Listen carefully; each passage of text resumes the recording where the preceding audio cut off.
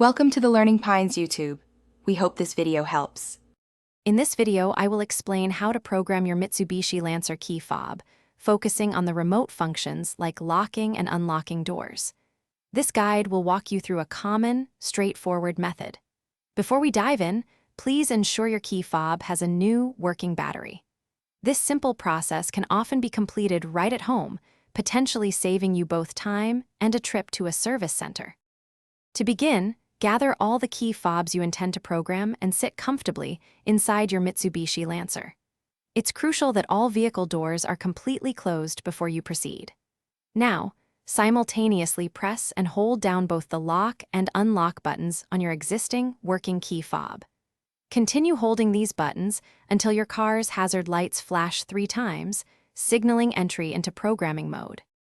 Once the hazard lights flash 3 times, immediately release both the lock and unlock buttons on the first fob. Next, take the new, unprogrammed key fob and press its unlock button firmly. The vehicle's lights should then flash twice, confirming that the new key fob has been successfully registered to your Lancer. If you have additional fobs, repeat this exact step for each one within 1 minute.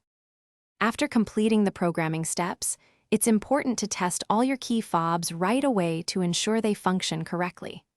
Remember, this method primarily programs the remote's lock and unlock features.